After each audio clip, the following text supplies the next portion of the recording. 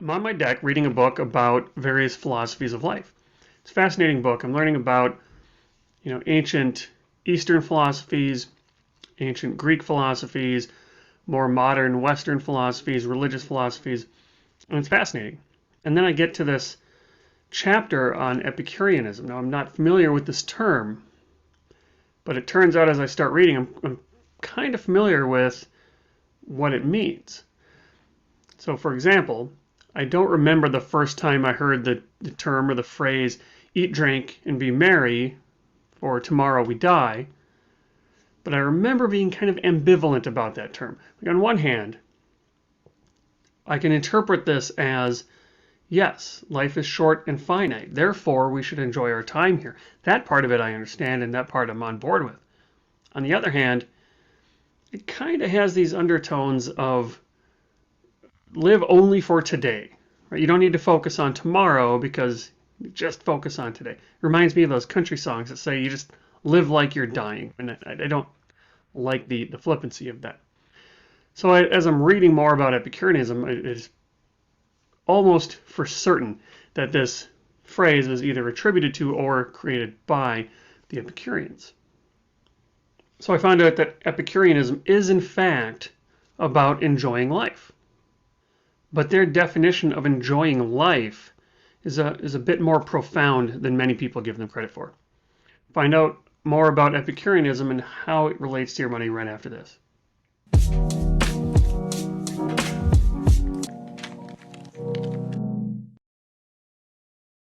Hey, it's Derek Hagan. I'm a certified financial therapist and certified financial behavior specialist professional here with another Money Health presentation where we're going to talk about money and Epicureanism in this philosophy series.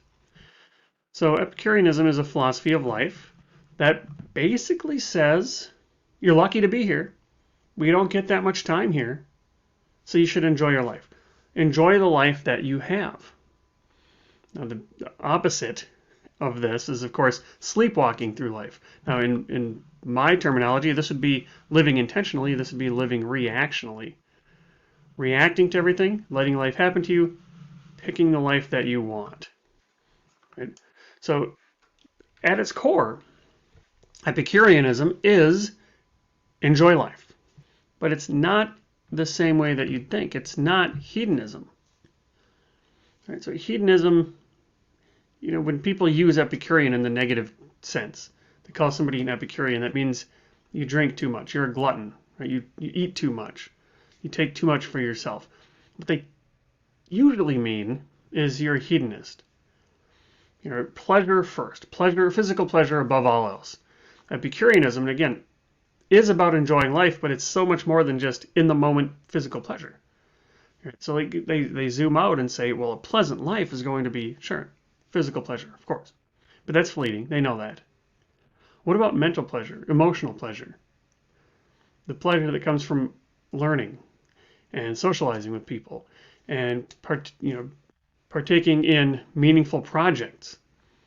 Right? Those are also pleasure in the Epicureanism term or sense of the word. In addition, the avoidance of pain, the avoidance of fear is a big piece of Epicureanism as well. They're actually after tranquility, much the same way the Stoics are. So if you're sitting around and you're just in a peaceful mood, that's a good life. That's pleasure according to hedonism, or sorry, not hedonism, that's according to Epicureanism.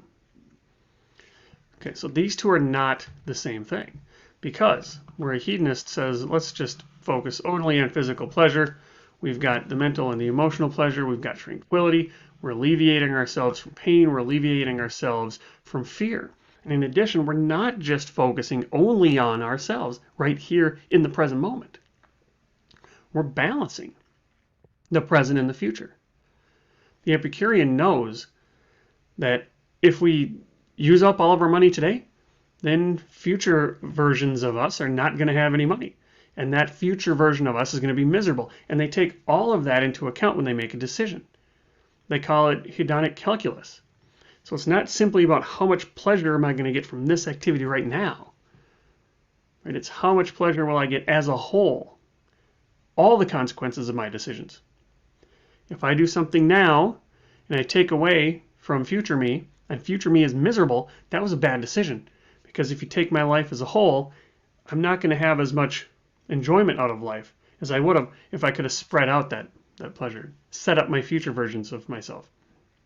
Similarly, say if I drink too much, it might feel good in the moment. Let's have another round. Let's have another round. I'm having fun. I'm having a good time, right? That's being an Epicureanism with lowercase e. But a capital capital E Epicurean will think about what happens tomorrow. I got the cost of having of this hangover, and have to weigh that against the pleasure of all these drinks. So the Epicurean will not drink too much because it would be a net negative. You have the positive from drinking too much, and then the negative of the hangover, that gives you a net negative. So it's not worth doing. They consider all the consequences of their actions because that focus on tranquility. It's not about giggly joy, having fun all the time. It's about a sense of contentment and peace. And when you can design your life on purpose, that will bring you that tranquility that Epicureans are after. And living on purpose is very helpful if you consider death. Now, the Epicurean says we only have one life, and we ought not to be afraid of death. They propose that the fear of death is a big piece of anxiety that hangs over our heads. So if we can step away from, get rid of that fear of death, it frees us up to enjoy the rest of this. So they'll say, you don't have to fear death because as long as you're alive, you're not dead. So there's nothing to be afraid of. And once you're dead, you don't exist anymore to experience any death. So death shouldn't imply or shouldn't impact you at all. And some people think it's scary to be dead, although there's no state of being dead. The Epicurean replies that being dead will feel exactly the same as it did before you were born. Right? The world of Derek will experience, quote unquote, the world in 2300 the same way I experienced 1650. I just wasn't there to experience it. Now, it's a little bit morbid. We don't have to dive all the way into the deep end of that morbidity, though, to recognize that all they're really saying is don't avoid the fact that you're going to die. You can enjoy this life that we have. And so what does that have to do with money? It gives you the permission to say, most people react to life. If we can turn that around and live intentionally, design a life that we want to live, we can use our money as a tool to support that life. It gives us the permission to figure out what our personal values are, what's really important to us, and how can we design a life around that so that when we get to the end of our life and look back on it, we'll be happy. We'll have no regrets. You only have one life. Live intentionally.